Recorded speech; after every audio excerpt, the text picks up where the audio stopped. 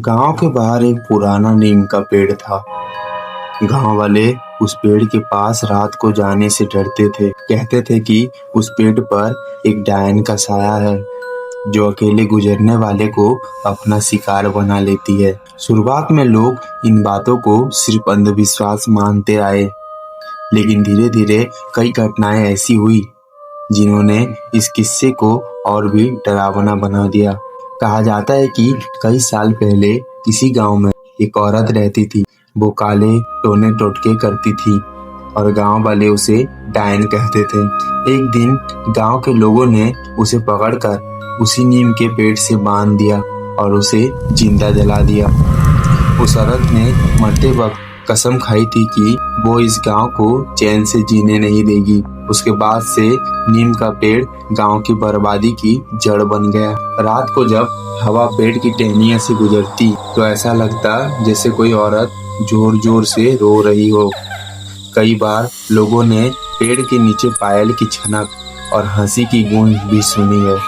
गांव के लड़के अक्सर हिम्मत दिखाने के लिए उस पेड़ के नीचे बैठने की बात करते, लेकिन जो भी गया वो कभी वापस लौटकर नहीं आया। कुछ लोग बीमार पड़ गए, कुछ पागल हो गए और एक दो तो कभी वापस ही नहीं लौटे। एक बार गांव का ही एक लड़का रवि इस सब को झूठ मानता था। उसने दोस्त से शर्त लगाई कि वो आधी रात को पेड़ के नीचे जाएगा और सबको दिखाएगा कि ये सब बेवकूफी है। रात के ठीक 12 बजे रवि अकेला उस पेड़ तक पहुंचा।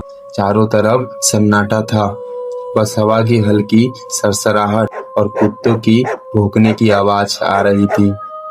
रवि ने हिम्मत दिखाते हुए पेड़ के नीचे बैठने का फैसला किया। जैसे ही उसने पेड़ के तने से टेक लगाई, उसे अचानक लगा कि उसके पीछे कोई खड़ा है।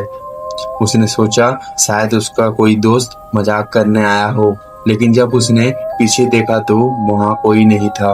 अचानक पेड़ की टहनियां हिलने लगी, जबकि हवा बिल्कुल बंद थी।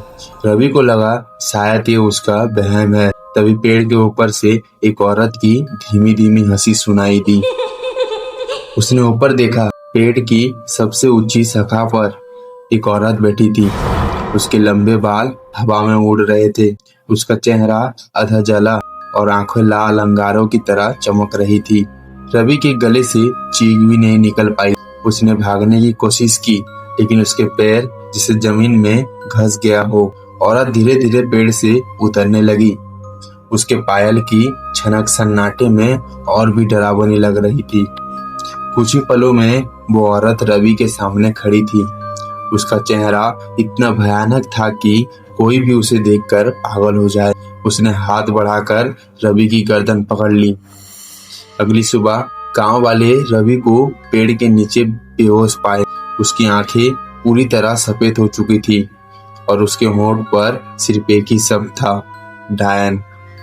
उसके बाद से कोई भी उस नीम के पेड़ के पास नहीं जाता। आज भी रात को उस पेड़ से अजीब रोने और हंसने की आवाज आती है।